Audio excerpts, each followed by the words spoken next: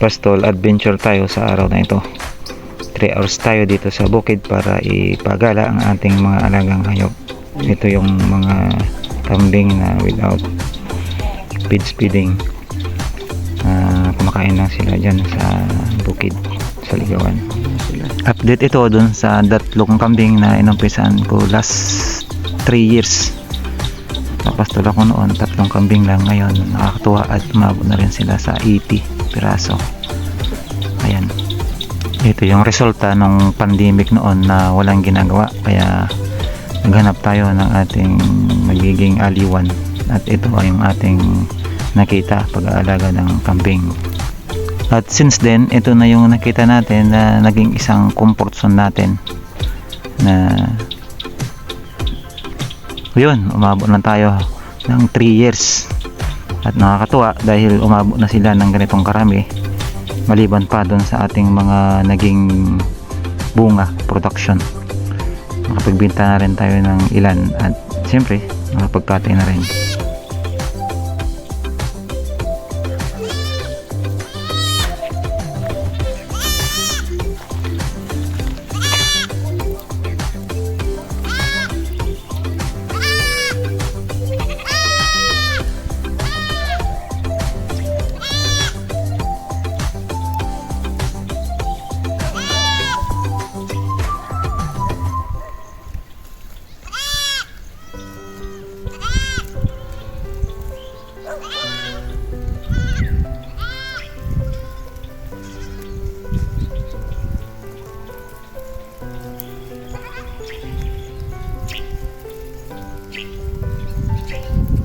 Tutulin. Sige, lundagan kayo. Liliksi na mga kambing na ere.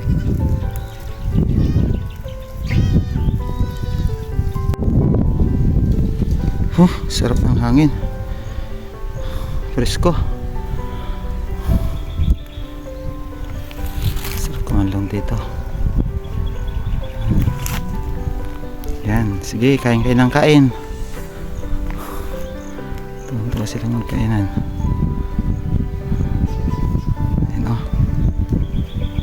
Ayan. Doon maganda. Maraming daw sa bundaran. Malapit na kami sa bundok.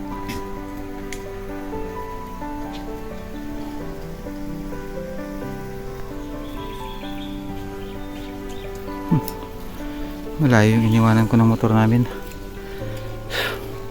Inip pa naman maglakad. Buti na lang dito sa pinapastolan namin, pwede magmotor, matigas ang lupa. Kaya nakamotor lang kami kapag iniikutan namin sila. Pero malayo yung iniwanan ko ng motor. Yun yung motor namin. Hindi pa siya kita. Natakpan ko ng isang puno.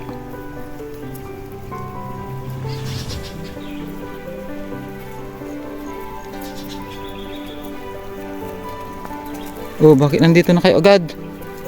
Ang bulinggit. Bata pa yan, pero mabilis lumaki. Ito yung time na napaka peaceful moment para sa akin.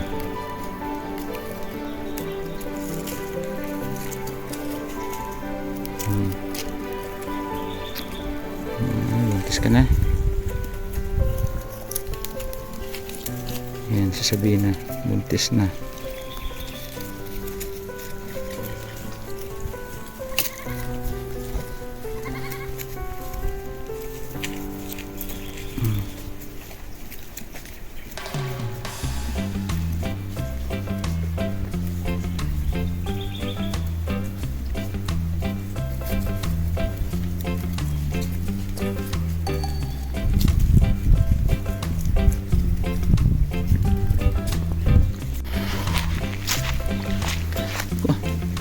Pasaway din mga alam ko. Dami nang makain. Lakad pa rin sila ng lakad. Talaga ang mga instinct ng mga kambing. Kahit madami silang makain, nahanap nila yung iba't ibang klase ng damo. Kahit dun sa kanilang lugar ay malabo na ang damo. Lakad pa rin sila ng lakad.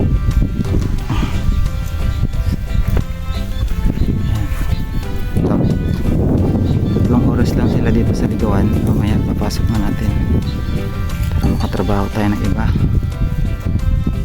Bali, madali lang naman kasi nakamotor naman tayo ng pastol. Doon agad sila. Ito lang, pag wala kang motor nito, iiwanan ka dahil halos tumatakbo sila. Yung ano na sila, nasa momentum sila. Butit nakakaintindi rin sila ng satkuman. Minsan pag sinaba mong tigil, titigil ang mga yan. Pero kapag yung napabayaan mo at may nagsiselfon ka, pagtingin mo, ako, malayo na sila.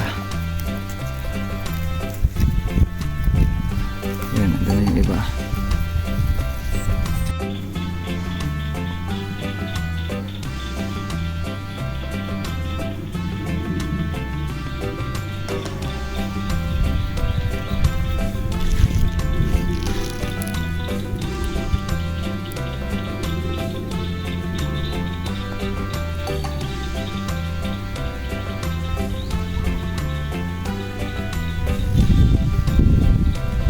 Parang sa New Zealand nilang kami nagpapastol.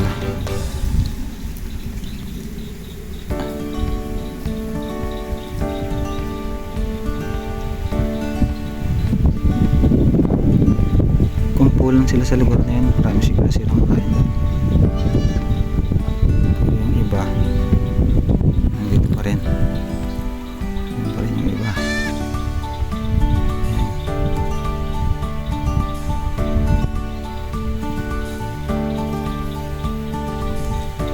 Dalang oras na lang, uwi na kami.